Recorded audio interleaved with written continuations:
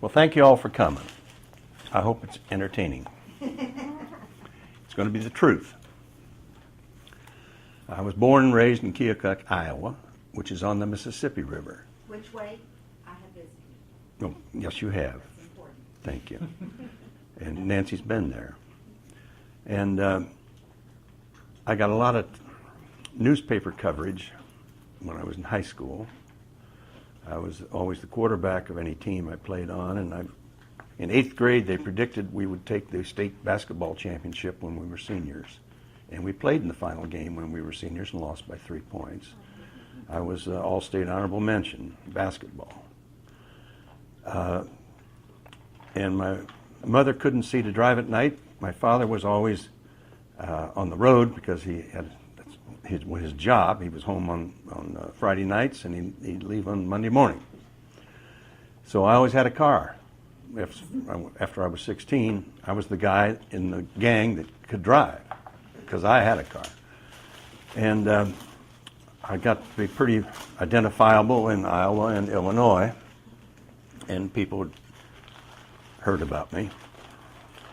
When I was a high school senior, I was dating a girl, Colleen, who lived 55 miles away in Fairfield, Iowa, and Kay McClary, who went to the Catholic high school. I had decided not to date any classmates senior year. And when Kay would walk to school, St. Pete's way up on the hill, she had to go through the colored neighborhood and past the public high school. And the colored girls would wait for her on the corner and then walk with her as far as their high school. And they'd be saying things like, "You're dating Adge, aren't you? You're dating Adge." And I presume that stands for Agile, but I don't know for sure. But they always had a nickname for me. Anyway, that was my life. Now, senior year, since I'm not dating girls from my high school, I became friends with several of them. And one was Skippy and the other was Kate. Skippy was very, very serious with Larry Wiedmeyer, who was my left guard. And they were very serious. And Kate was engaged in sophomore year to Sterney, my next door neighbor. They were both, 15 or something, 16, I don't know. And then Sterney's mother took him to California because she was a widow and she got a job out there. So that leaves Kate.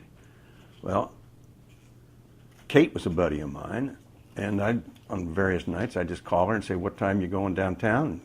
And I'd go pick her up and ask her. Then I'd go do whatever I'm doing. Ask her what time she wanted to go home, because we all hang out at the one place, Pete's, where she and I had been soda jerks before. What was Pete's like? It was soda fountain and sandwiches. Did you have tables and things? Oh yeah. Mm-hmm. And out-of-town girls would come there because they knew we all hang out there. And so I got a couple of real good dates that way. But I wasn't dating anybody from the high school. I was just friends of them. So one day, Skippy, who had broken up with Larry Wiedmeyer that summer earlier, called me and said, "Hey, Gam, remember that picture I showed you when we walked to work?" Because she'd always pick me up at 6:30 in the morning. We worked at the powerhouse, and so she'd pick me up. And I said, "Yeah, I remember the picture.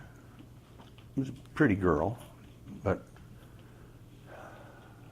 I'm getting ahead of myself. There's one other thing. I'm sitting at the bar in the Horseshoe, which is upriver in Illinois, on Nauvoo, and with my buddy Naz, and I'm talking to somebody, and I hear Naz say, 'The only girl that could ever come in here in shorts and look like she belongs.'" I looked over, and here's this vision. I mean, she is gorgeous. So I made some subtle inquiries and found out her name was Dottie Dottie Flynn. And I said, "Does anybody know her?" Nobody knew her. I mean, no person face to face. So at my job, I was a janitor in the powerhouse, I asked in the men's locker room, and this one guy said, "Yeah, she's my cousin." I said, "Can you be at the Horseshoe next Saturday night?" He said, "Sure, Gam." And he didn't show up. I did. And here comes Dottie Flynn with her entourage. And she's dancing, almost every dance. And one, she looked like she was sitting out, and I went over. And I said, Dottie, would you like to dance? She said, oh, all right. And I gave her my best shot. I mean, I will say smooth. And she seemed to respond okay. And I asked her, can we go out? She said, all right. I said, how about Monday? No, 2 weeks. She's booked for 2 weeks. On the second week, Saturday, I showed up in the Harp, farther up the river, where I knew her house was and had her phone number. And we're driving back. We passed the Horseshoe. I'm not taking her to the Horseshoe. And I say, I'll take her to a bar in Keokuk. And I say to myself, why do I want anybody from Keokuk to know her or meet her? So I stop at the Mounds. This is the first date now. The Mounds is where I had parked once or twice before. And you can look down on the Mississippi from there. It's a beautiful spot. And I parked there. And we talked. And we got to be friends. And she decided that she could make room in her schedule for me on a semi-regular basis. So we agreed on that, and we started going out. And I took her right home. I wasn't taking her to any bar where other guys could meet her. So we got to be an item. Then Skippy comes to me, had broken up with Larry, and she says, you know that picture I showed you when we'd walk to work sometimes of my roommate when I was a sophomore in college? I said, yeah. Well, that's Macomb, western Illinois, at Macomb, Illinois. And, you know, her name is Joanne, and she's taken summer courses there, and she's finished now, and she's going back home. I said, where's home? She said, Rochelle. I said, is that nearby? Said, no, it's way up by Chicago. I said, okay. Another pretty girl? I don't need another pretty face in my life. I got another year of school, and I got 3 years of law school. I'm not about to get entangled. So anyway, Skippy says, Kate and I are going down to pick her up in Macomb, and we're going to have a big party at the Horseshoe. And then tomorrow, we're going to go to Seven Falls and have big picnics. Got lots of people coming, Gam. Why don't you go with us to pick her up? I said, sure. So I get in the car. We go down. Joanne's waiting. I go in and get her bag. This is a gentleman you're talking with. I get her bag, and I put it in the car, and sit in the back with her, and we all chat going up. Ain't no never mind. And we get to the Horseshoe, and I'm sitting across, like Chris and Dawn, from Joanne and Skippy. And after a while, I said, would you like to dance? She says, okay. So she gets up, and I get up, and head toward the dance floor, and some guy says, hey, Gam, what about da-da-da-da? And we're talking. And I go back out, and she's been standing there, not happy. And she said, no, I don't want to dance. I said, oh. So I bring her back to the table, and I hold her chair for her. She's with a gentleman at this time. And she sits down, I sit down across from her, and watch her for a while, and look about me, and I see Larry. I go over to Larry, and I say, Larry, you got to do me a big favor. He said, oh, what is it, Gam? I said, you got to take Skippy home. She's going to be at her brother's house in Hamilton, Illinois, because that's where we put the bag. And Joanne's got to stay there too. And so, but to Larry, I just said, you got to take Skippy home. You got to ask her. He says, oh, okay. I said, you can't bring her there until 4 o'clock. I need some time. Okay, Gam. So I'm sitting there, and Skippy turns to Joanne, and she says, Larry's taking me home. I said, hey, give me your keys. I'll drop Joanne off. She does. Now, bar closes at 1. About 1:25, we're parked in front of the brothers' home in Hamilton. Joanne says, I don't know where I'm supposed to sleep in there. I said, well, we'll just wait till Larry gets here. So we got these hours ahead of us, you see. And I've described up to now probably the smoothest gentleman you've ever heard of. And we're sitting there, and all of a sudden,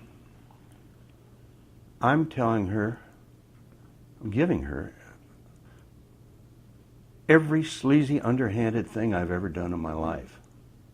And one by one, she tells me what it means and why I did those things.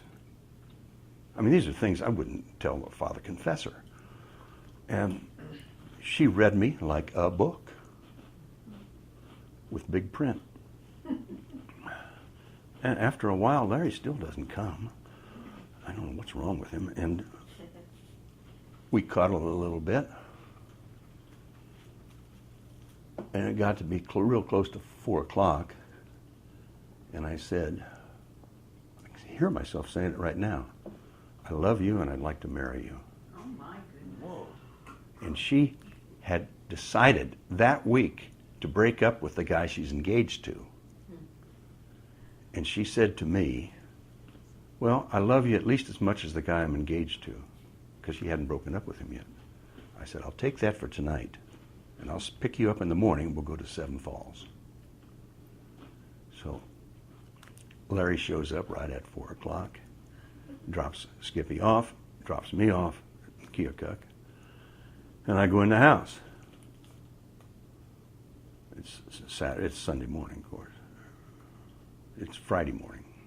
It's 4:30 in the morning. And my mother is pacing up and down. Jim, where have you been? I said, Mom, I can't talk to you now. I just met the woman I'm going to marry. And I went up and went to bed. She said she didn't sleep the rest of the night. Next morning, I picked up Joanne and met everybody at Seven Falls. And we proceeded from there. And I heard a song coming over here this morning. I never thought that I'd fall. Then you came along. Took no time at all. That was July 8th of 1955, and that's all I got to say about that at this time. Thank you. So when did you get married? Yeah. Okay.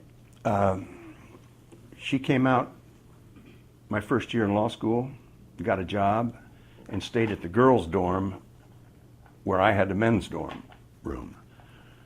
And then she decided that we should get married that summer after first year of law school, and we did. And we had Dan before I got out of law school. I got through in 2.5 years. And we had Tom 10 months after that, and we had the other 3 a little later on. And that was our life. And the only argument we ever had that was of any consequence was how to raise the children. Because I was raised very strictly. And her parents were party people, and they just, whatever you want to do, Joanne, just try not to bother us. So she wanted to raise the kids that way. Wow. And I finally gave up and said, okay, no more hours. Sat the kids down and said, whenever you're not home, we presume you're helping some friend, even if it's late. But if we ever ask you what you've been doing, you must tell us. And if you do, there'll be no retribution. It's called the trust system. We devised it. And they couldn't wait to have us ask what they're doing or to volunteer what they're doing because they could get by with it. And that's all I have to say about that. So it was like a year between when you